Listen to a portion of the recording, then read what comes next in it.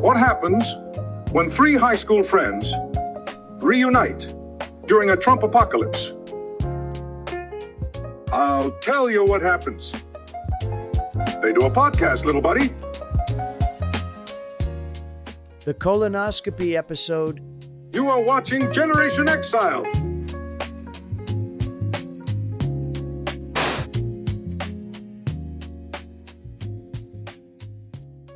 When it's time to get a colonoscopy.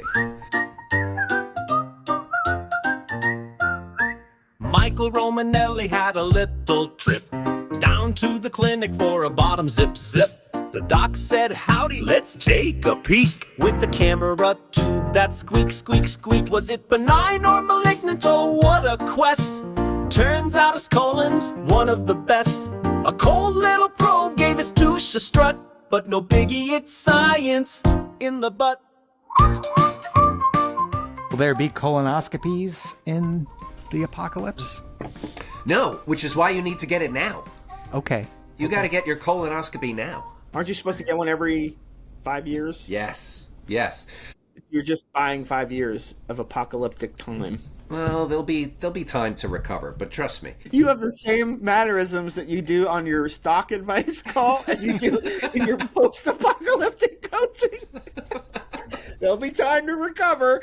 Don't rush. You'll be glad you had that colonoscopy when you're playing the long game here. when all the gastroenterologists have been turned into freeze-dried coffee.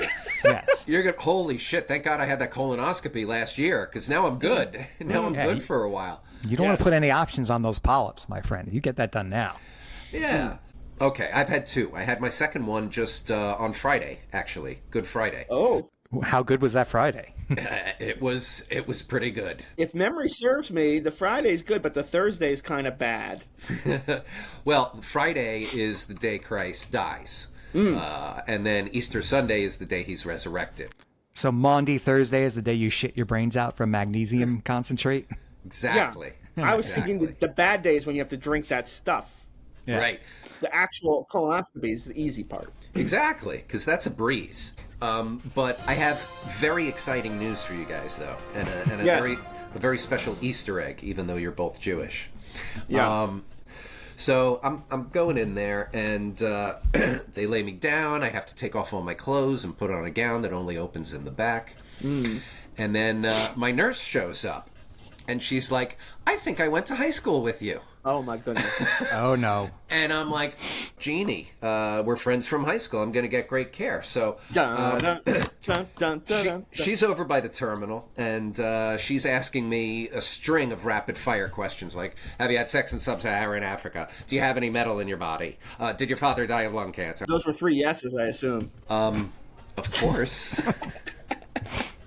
I've never been to sub-Saharan Africa. Yeah. You should go. It's lovely. Great sex there. So there's a nurse's assistant who's coming over now. I'm facing Jeannie on my left. Yeah, let me guess. She was in band. No. Okay. It's not a retrospect of my high school masquerading as a colonoscopy procedure. Michael Romanelli, this is your ass.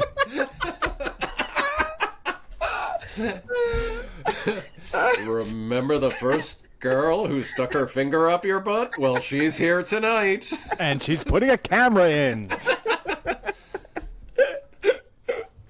No, this girl, turns out, is, I'm going to say a nursing assistant. And she's tasked with the job of sticking my vein for the IV. When all of a sudden, it feels like someone spills a whole cup of coffee on my forearm. Whoa.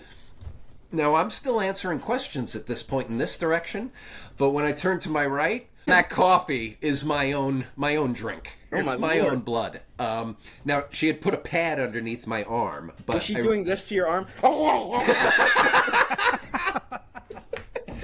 I think that might have resulted in a cleaner incision. But unfortunately, I was bleeding out. And then I turned back to Jeannie. And you know what she does? She says, "I'm over here." Wait a minute. Now, she wasn't like divorcing any responsibility. I'm over here now. She's just like, clearly this person fucked up, but didn't want to say that out loud.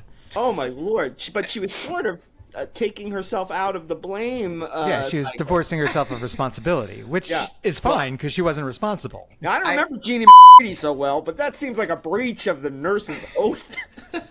You, sir, have a lawsuit on your hands. No, she sticks to the nurse's oath and protocols, because when I asked her to say hi to her sister, her husband, she was like, I can't because of HIPAA. And I was like, oh, and she was like, but you can call her. And I was HIPAA? like, Was she in high school too? She HIPAA? So then my actual doctor, who's going to perform the colonoscopy, walks into the room. He pulls the curtain aside, and he sees all the blood, and I do mean all the blood. And he's like, what are you doing, a transfusion in here?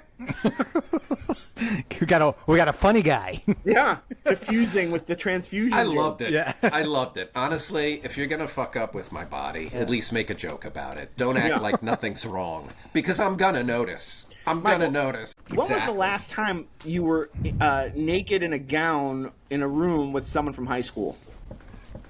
Gosh, maybe high school? Okay. You're just going to pretend like 2 weeks ago didn't happen between us, Mike?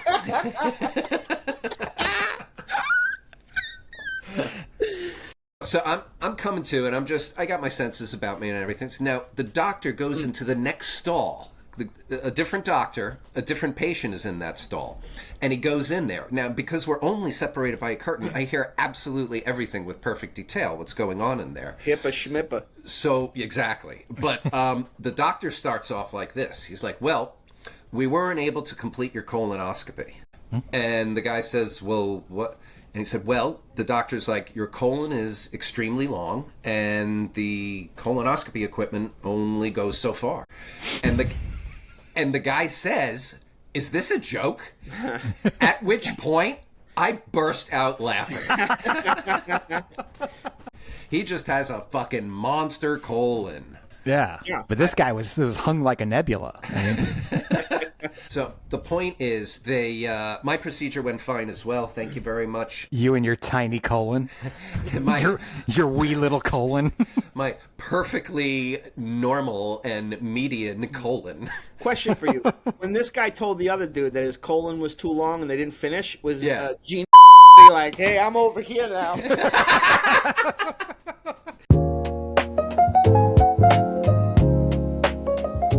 Really hate that sad loser, Mr. Newberger. Who, me?